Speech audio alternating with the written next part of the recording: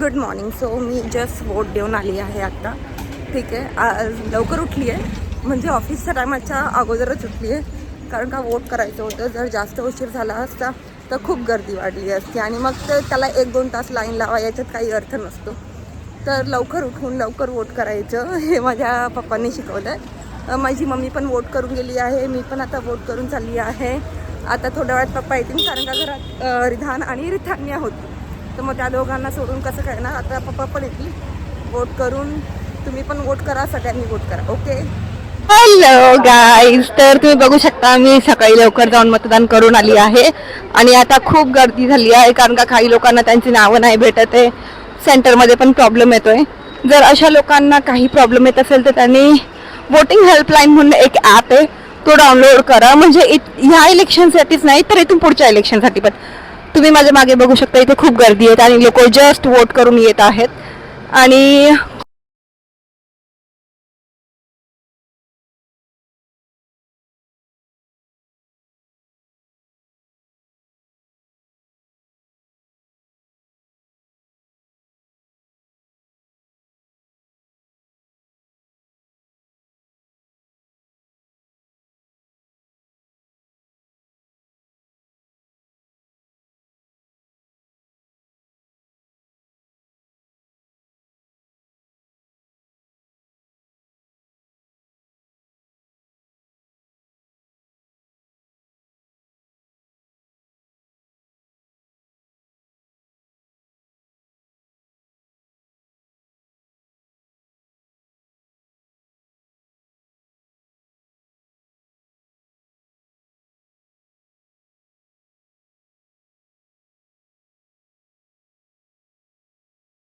माझ्या मते सगळ्यांनी वोट केलं पाहिजे, नाही कारण का हा आपला एक नागरिकत्व अधिकार आहे.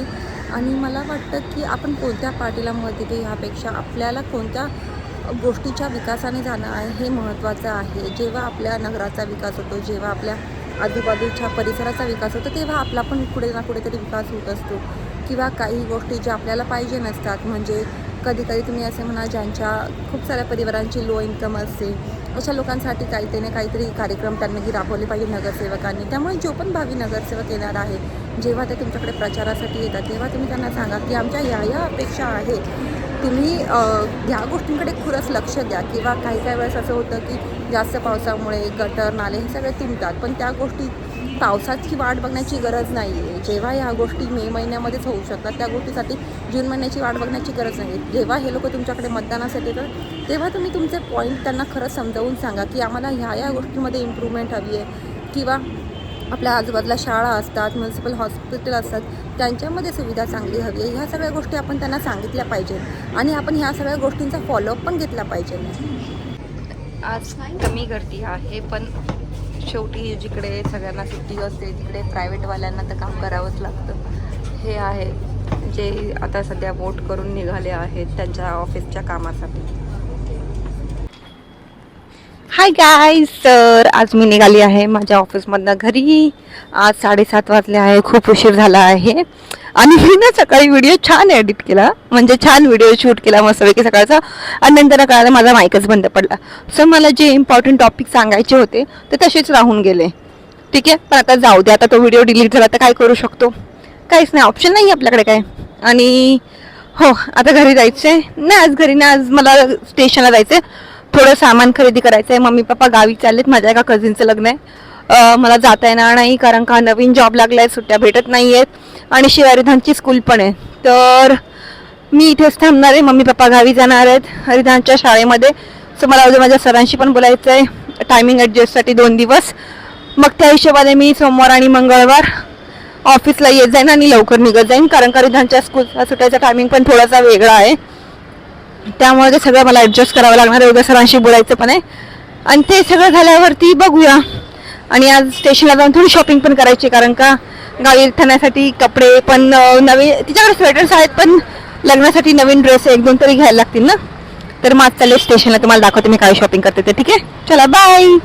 हाय गाईज, तर मी आता उतरले आहे घाटकोपर मेट्रो स्टेशनला आणि ते तुम्ही बघू शकता काय मस्त मस्त टॉप्स आणि कुर्तीज लागलेल्या आहेत. इथे ना खूप छान छान गोष्टी भेटतात जर तुम्हाला घ्यायच्या असतील कधी तर.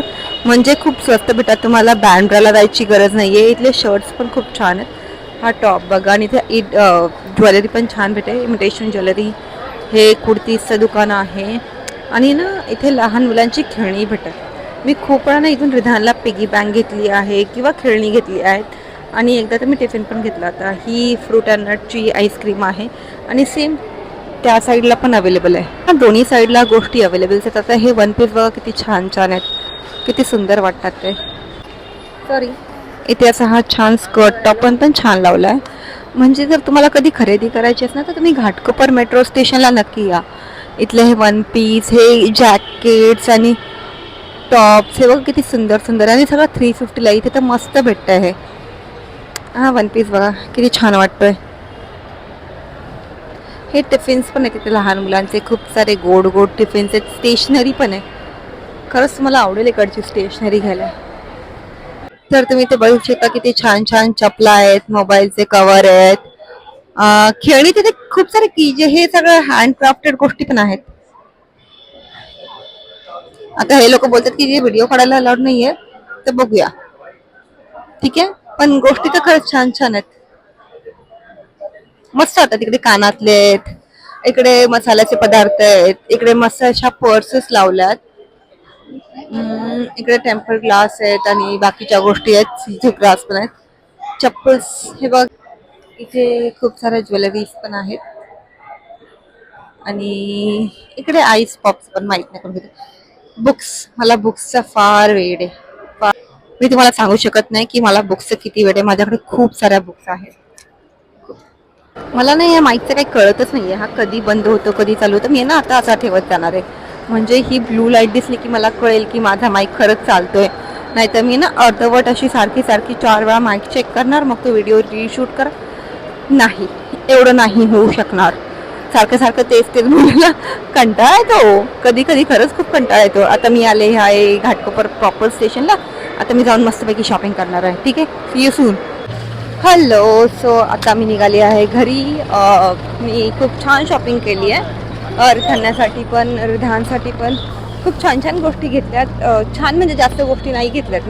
मी खूप स्पेसिफिक गोष्टी घ्यायला आले होते, कारण का मला माहिती मला काही गोष्टी घ्यायच्यात आणि त्या मी घेतल्यात आणि आता मी घरी निघाली आहे. सो घरी जाऊन तुम्हाला दाखवते मी काय काय घेतले. ठीक आहे, चला बाय.